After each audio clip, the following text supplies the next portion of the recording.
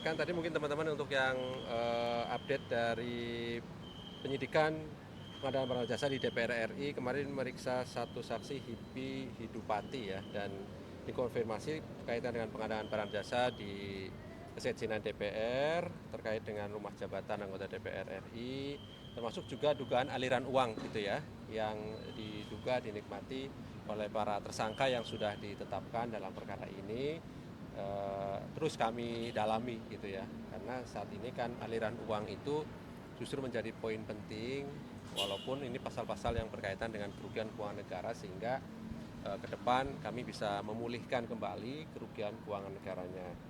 Nah, adapun untuk penyidikan perkara dugaan korupsi dugaan kegiatan investasi fiktif di PT Taspen, kemarin juga diperiksa saksi Antonius Kosasi ya, Direktur Investasi PT Taspen dan juga Direktur Utama PT Taspen saat ini hadir dikonfirmasi terkait dengan kebijakan dari saksi selaku Direktur Investasi merangkap Ketua Komite Investasi saat itu dalam merekomendasikan penempatan dana di PT Taspen Persero sebesar 1 triliun rupiah gitu ya. Dan ini yang menjadi objek penyidikan saat ini yang terus KPK dalami terkait dengan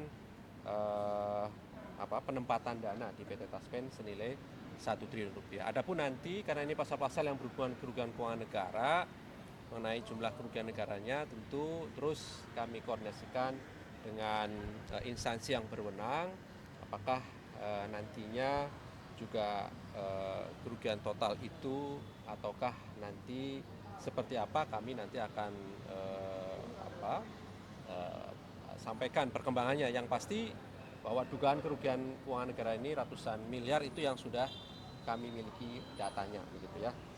Nah, adapun terkait dengan di Maluku Utara, Gubernur Maluku Utara AGK itu perkaranya sudah dilimpahkan di Pengadilan Tindak Pidana Korupsi gitu ya, terkait dengan dugaan korupsi di uh, uh, ya jual beli jabatan terkait di Maluku Utara gitu ya. Dilimpahkannya di Pengadilan Tipikor pada Pengadilan Negeri Ternate gitu ya. Di mana tim jaksa mendakwa tersangka atau terdakwa ini dengan pasal penerimaan suap kurang lebih 5 miliar dan juga 60.000 dolar Amerika, serta juga penerimaan dugaan gratifikasinya 99,8 miliar dan juga 30.000 dolar Amerika. Jadi saat ini perkaranya sudah dilimpahkan di pengadilan, maka mengenai penahanannya sudah juga beralih ke pengadilan tindak pidana korupsi pada Pengadilan Negeri Ternate begitu ya. Nanti kami akan sampaikan kembali kapan persidangan itu akan dimulai. Nah, tentunya dalam proses penanganan perkara dugaan korupsi di Maluku Utara ini, KPK juga kemudian telah menetapkan, kemarin sudah kami umumkan ya, menetapkan tersangka baru kan 2 orang ya, dari satu pihak swasta dan satu dari Kepala Dinas Pendidikan di Maluku Utara gitu ya. Nah, selain itu juga AGK ini kami tetapkan sebagai tersangka TPPU gitu ya. Jadi proses penyidikan TPPU-nya kami pastikan saat ini sudah berjalan, sedang diselesaikan oleh KPK dengan penelusuran lebih jauh aset-aset yang diduga dari hasil kejahatan korupsi. Kami tentu harus memenuhi seluruh unsur-unsur, misalnya menyamarkan, menyembunyikan, membelanjakan gitu ya, aset-aset yang bernilai ekonomis atas dugaan penerimaan gratifikasi lebih dari 100 miliar rupiah gitu. Dari data terkait dugaan penerimaan gratifikasi yang bersangkutan lebih dari 100 miliar tadi itu kami telusuri aset-asetnya yang saat ini terus kami lakukan penyitaan gitu ya. Sampai hari ini kami tadi mendapatkan informasi tim penyidik baru menyita sekitar 15-an miliar rupiah aset dari tersangka AGK ini. Namun tentu kami pastikan terus ke depan kami telusuri lebih lanjut seluruh aset-aset yang diduga dari kejahatan korupsi baik suap maupun gratifikasinya dimaksud. Oleh karena itu tentu peran masyarakat di sini menjadi penting. Silahkan bila memiliki data dan informasi terkait dengan perkara ini, utamanya adalah aset-aset yang berhubungan dengan tersangka AGK ini, silakan lapor dan kami jamin tentu perlindungan terhadap setiap masyarakat yang melaporkan atas dugaan misalnya penyembunyian aset-aset milik tersangka AGK. Dan kami juga ingin memberikan peringatan kepada para pihak, jangan sampai kemudian dengan sengaja mencoba merintangi proses penyidikan TPPU ini dengan menyembunyikan informasi data misalnya aset-aset yang telah kami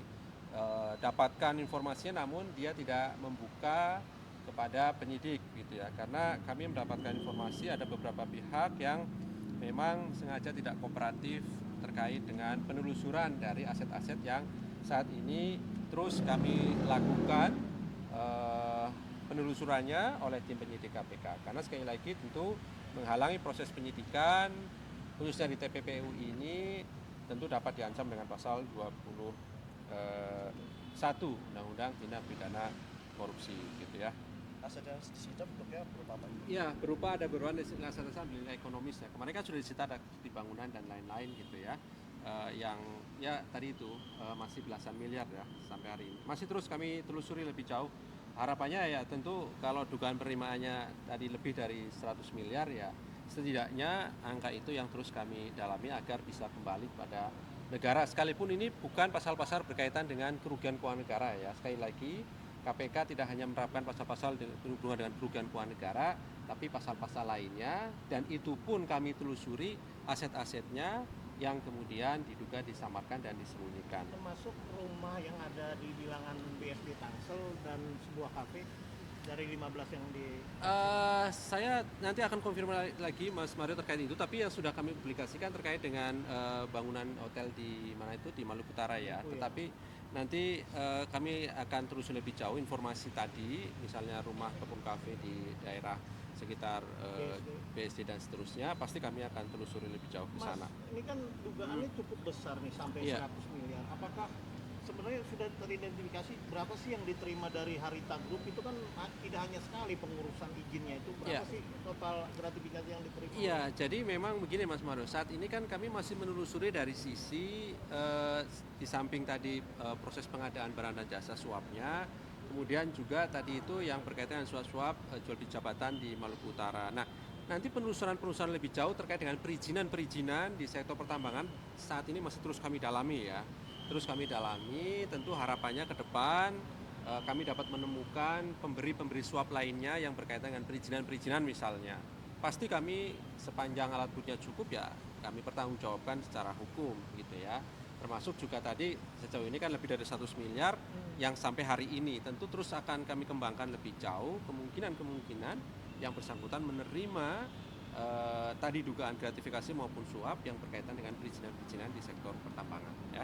Sekjen DPR sama Aziz Samsudin apa? DPR memang hari ini dipanggil kapasitas sebagai saksi, yang bersangkutan konfirmasi tidak bisa hadir dan nanti akan hadir di tanggal 15 Mei 2024. Adapun ya tidak bisa hadir, tadi dari penyidik mengkonfirmasi ada kegiatan sehingga tidak bisa hadir, dan untuk Pak Aziz Samsudin tadi memang tadi sampai sore informasi yang kami peroleh dari penyidik tidak ada keterangan ya, sehingga kami juga ingin ingatkan pada yang bersangkutan untuk hadir pada panggilan berikutnya yang segera nanti kami kirimkan gitu ya, karena tentu keterangan dari yang bersangkutan menjadi sangat penting agar konstruksi perkara dugaan kecurangan di rutan cabang KPK ini menjadi utuh dan jelas, karena kami sangat ingin dan memiliki komitmen bahwa bersih-bersih di internal KPK khususnya di rutan cabang KPK benar-benar dilakukan sehingga nanti menemukan titik lemah sistemnya di mana yang kemudian kami harus lakukan perbaikan